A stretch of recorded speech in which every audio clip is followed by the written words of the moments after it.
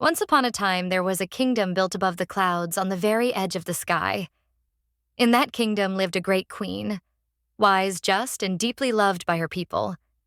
The queen had only one daughter, a princess. The princess was undoubtedly beautiful, yet her arrogance, pride, and stubbornness dimmed the glow of her beauty. The queen wished to pass her crown to her daughter, but the princess's behavior worried her. She looked down upon everything around her. At the royal feast, countless colorful dishes were laid out, yet she would wrinkle her nose and walk away without tasting a single bite. Precious jewels and lavish dresses meant nothing to her. The maids ran day and night to keep her pleased, yet her tantrums never seemed to end. Gradually, weariness spread across every face in the palace. But the princess's desires never ceased. The queen remained silent, though a storm raged in her heart.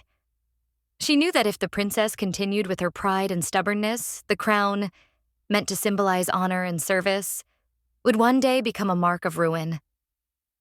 That very night, under the silver veil of moonlight, the queen walked to her magical pond. She whispered words that had not been spoken for centuries. The pond began to change color, its glow shrinking into deep blue clouds before releasing a wave of radiant light that filled the chamber.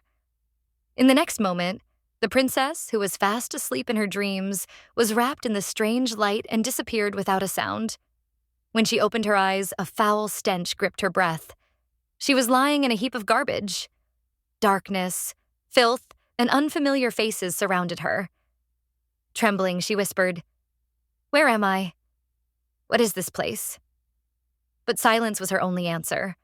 Then a frail voice spoke. "Child, are you all right?" She turned to see an old woman, dressed simply, holding a small basket, her face lined with exhaustion but her eyes filled with warmth. Tears welled up in the princess's eyes.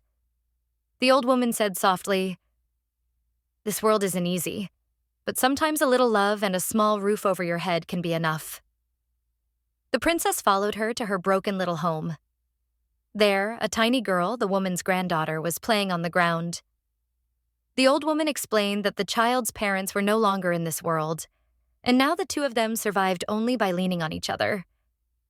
That evening, the old woman cooked a simple meal.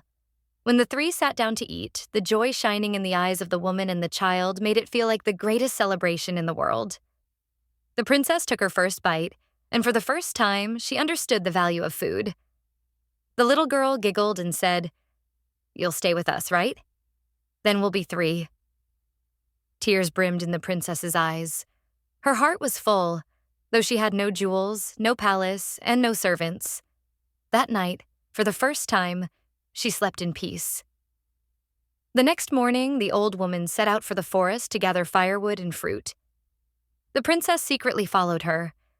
She saw the frail woman bending again and again, collecting heavy sticks, pausing to catch her breath, and later selling them in the city to survive.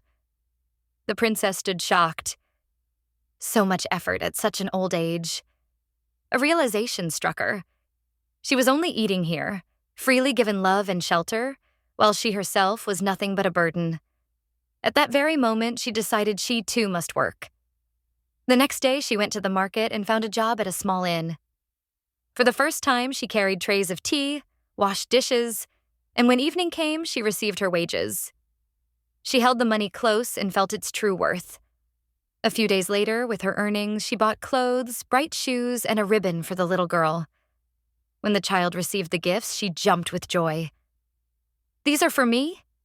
she asked excitedly.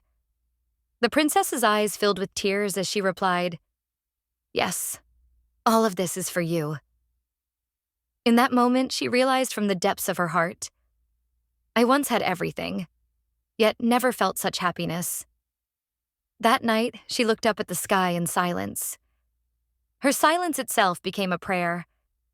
In the palace above, the queen watched everything through the magical pond.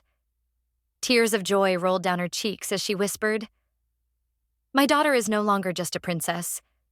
She has become human. Now she is worthy to rule."